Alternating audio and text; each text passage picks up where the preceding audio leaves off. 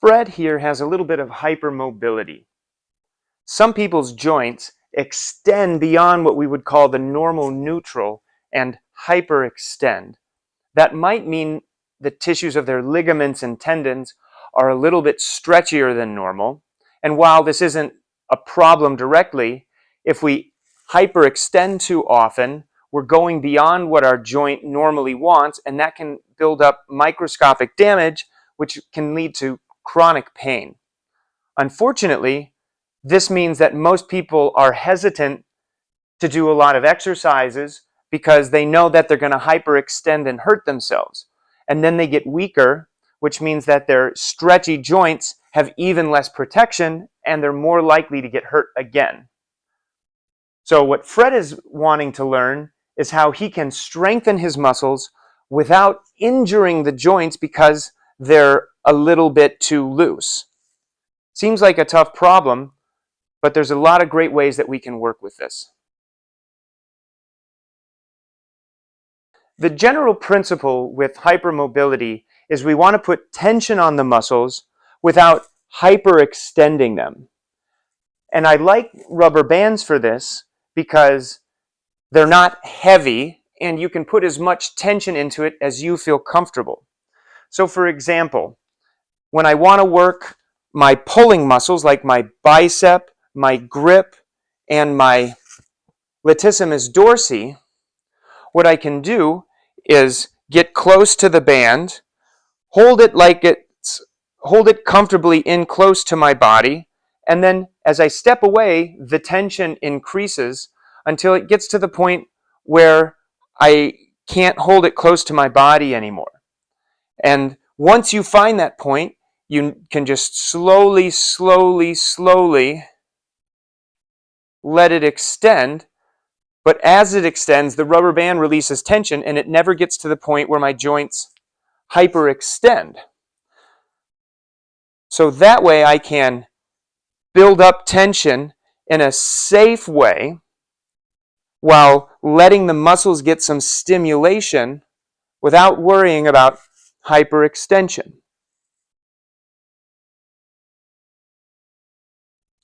Similar thing for pushing. So I'll grab my band as if it's something that I really want to protect here, and then I take a couple steps away until I feel like it's going to pull me backwards. And then I can hold it in this position and just kind of push with my whole body. I'm not pushing so much with my arm, I'm pushing with my whole body. Again, with hypermobility, we don't want to put any one joint at risk. We want to learn how to use our entire body to move things so that any one point isn't going to be in danger. Or a similar thing, I can get into an almost locked out position. Again, especially with the elbows, it's very tempting for people to put it in the passive position where it's as straight as possible, but then it's hyperextended and that puts it at risk. So instead, you almost straighten it so there's a tiny bend in the normal way in the elbow, and I step away until there's tension, and I just hold it there and let my arm come back to neutral. So neutral, straighten my arm, tiny bend in the elbow, lean out until there's tension on the arm, and let it come back.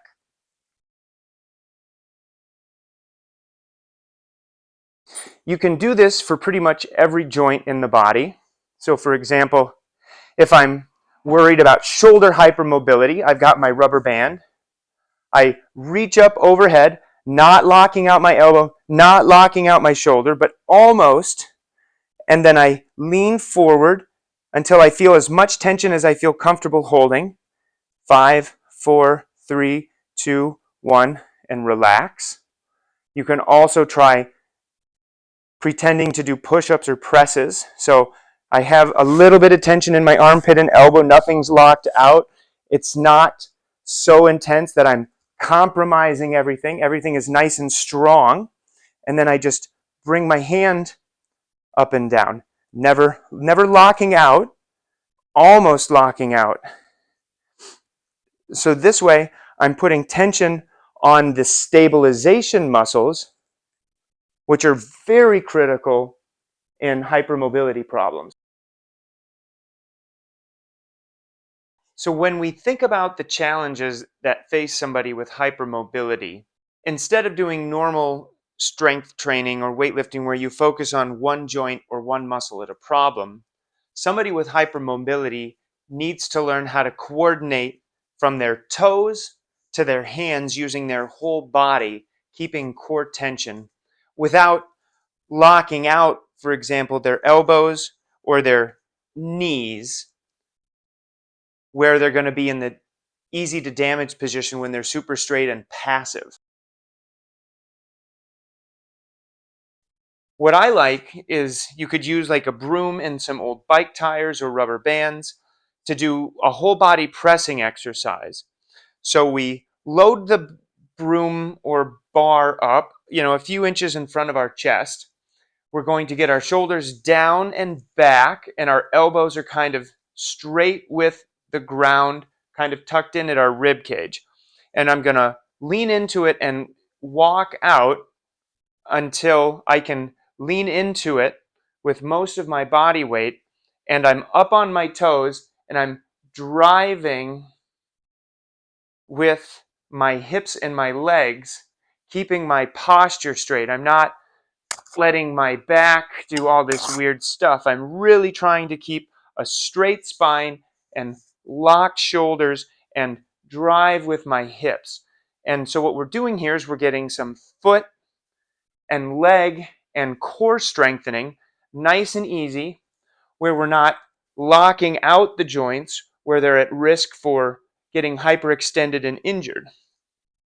So again, kind of keep it just in front of our chest so our arms are engaged, and we walk out until we've got an interesting amount of tension, and we can push with our legs or even do gentle pushes with our arms.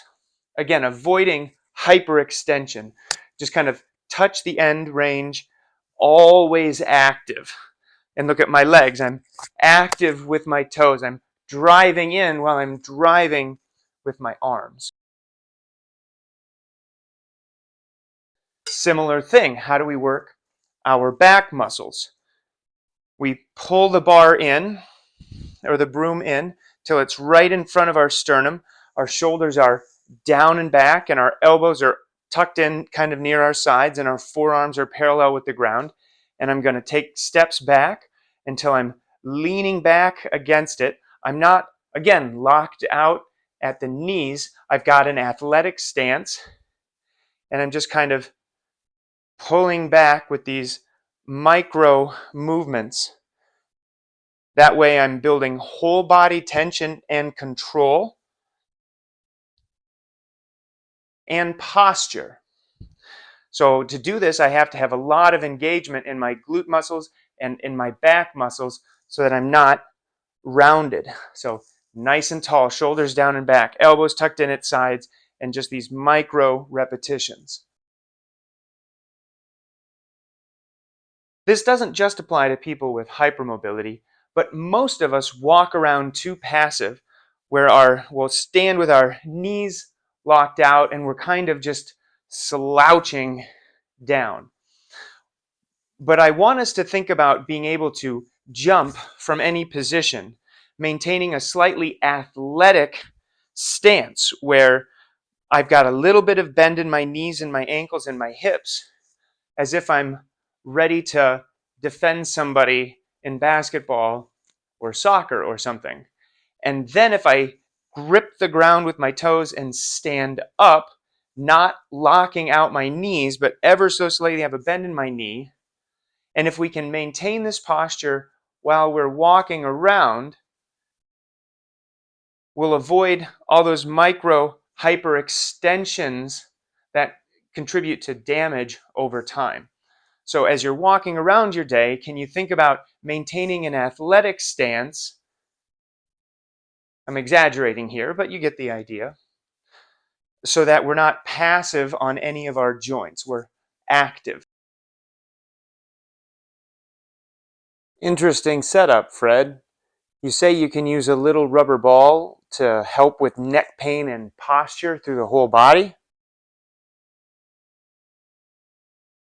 So what Fred was trying to show me was many times we have neck pain due to whole body posture issues.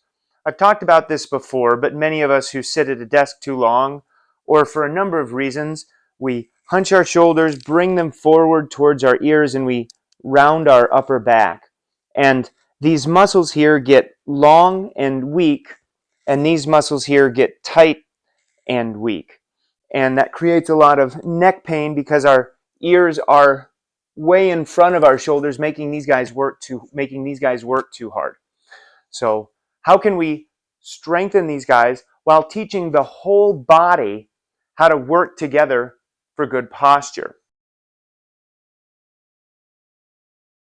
And one thing Fred discovered was by using a little rubber ball, and if we stand up here against a wall, a ball's distance away, and just gently press the back of our head into it, can we tuck our chin back and try to stand up tall?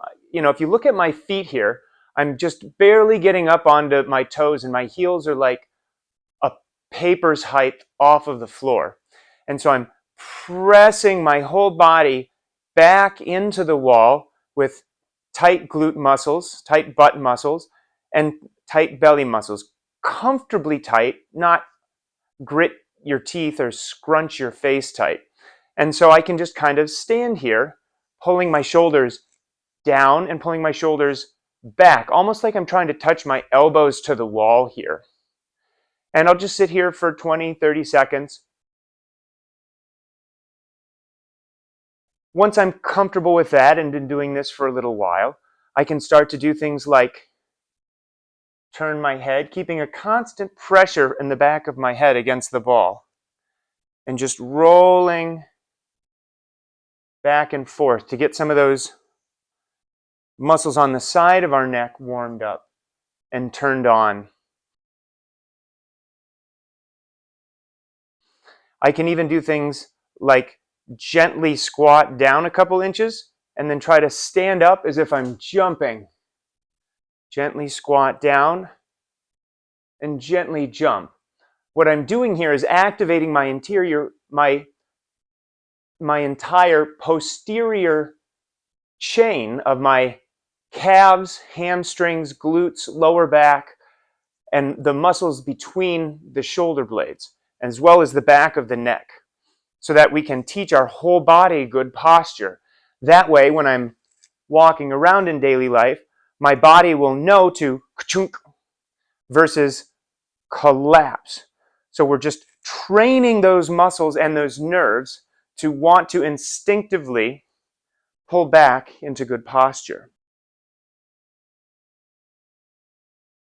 So similar thing, we want to train all sides of the body because sometimes we're going to be leaning to the side. So we'll get a comfortable distance away from the wall and just gently press our head in.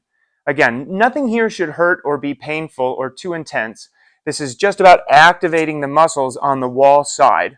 Again, turning my head ever so gently, gently standing up, gently almost jumping. And again, same thing, facing the wall. I'll put it on my forehead. I'm trying to stay tall, and then I'm going to lean into the wall by activating the front of my muscles. This time I'm trying to pull my arms away from the wall, still tight glute muscles, and nice and tall. I'm up on my toes just a little bit, and I can turn my head side to side. For each of those positions, try to stay there for 30 seconds. Back 30 seconds, left side 30 seconds, front 30 seconds, right side 30 seconds. As you get stronger, you can do more rotations and play around. Use this position to explore. Let me know what you think. Here's a few ideas that I want you to think about how to apply to whatever part of your body is injured. You can always send me questions for specific parts of the body. But remember, in general, what we're looking for is never pushing the joint past its normal limit, always keeping it just a little bit flexed, and using the whole body to do movements and not just one joint.